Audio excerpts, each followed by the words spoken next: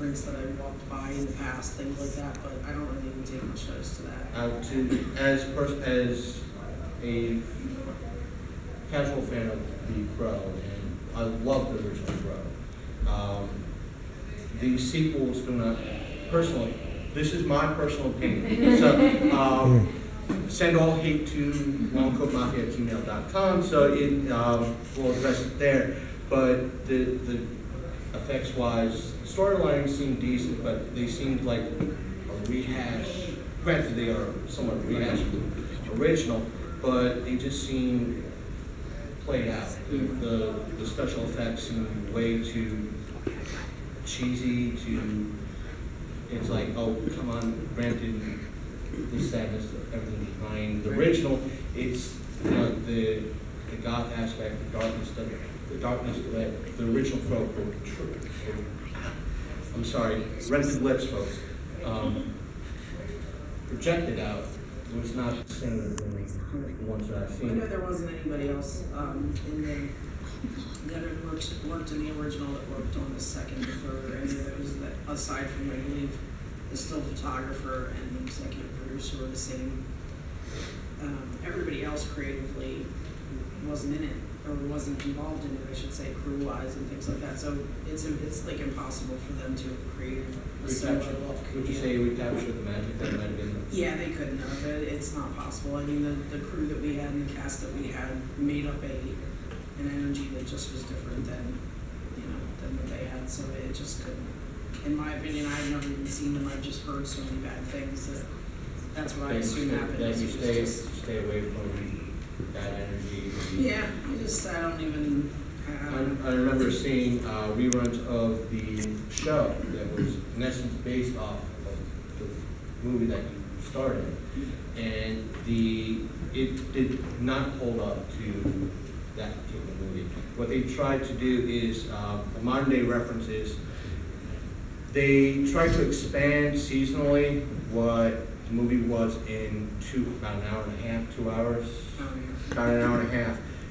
Basically, a modern reference would be like Dusk to Dawn, where they expanded an hour and a half, 2 hour movie to over 20 some odd episodes, and where like, wait a minute, what happened? And then it's Eminem, and you're like, okay, I'm very confused with what's going on in this situation, but it's just how I am. If I like it, if it sounds good, if it has a good sound to my ears, I listen to it, and I don't try to hate on any type of music, aside from maybe Justin Bieber and things like that. I try not to hate on any type of music. I try to give everything a chance. I try to get on that. I hate Justin Bieber bandwagon, but it's full. Thank you very much. But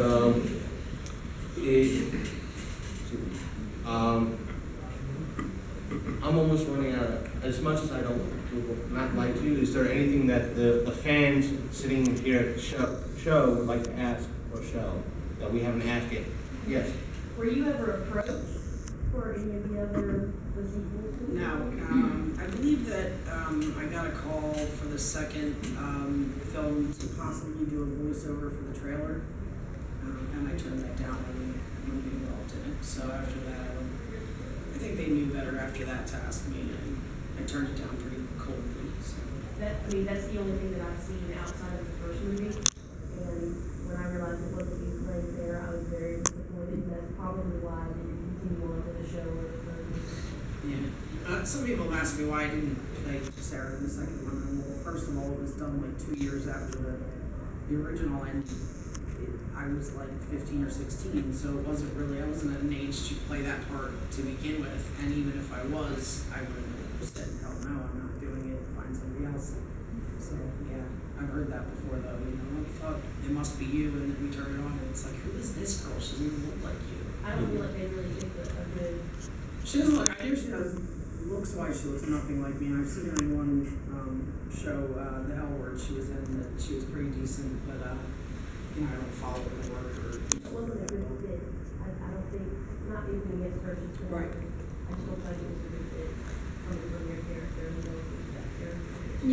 Yeah, I can see that just because I know the actress's face, and I've seen some of her work. She didn't really quite fit the character that they were going for, but I think it was looks-wise. She was very pretty and sexy, and they wanted to try to amp that part of it up. And I don't think it worked, but good for them for trying this. Love this. There were just so many, still people that I'm friends with today, and they're good, really amazing people. And just for instance, Michael Berryman, who I didn't do any scenes with or anything because he was a Skull Cowboy, but he was there when I was filming and we talked quite a bit. I still talk to him now, and we chat, on the phone, or he called me up on my son's birthday this year. He didn't realize it was his birthday, but I was like, oh, we're just cutting cake, and we just, shot the shit and talked and such. And I still talk to quite a few people from the filming, and it was just, the connection that everybody had. Everybody had their own individual connection with each person, which was amazing, but we all have kind of a camaraderie that's just amazing. That like when we get together, it's like we were just together the other day filming, and now we're back together, and it's 22 years later, so it's crazy. But a lot of good fun times on set. We just had a blast. And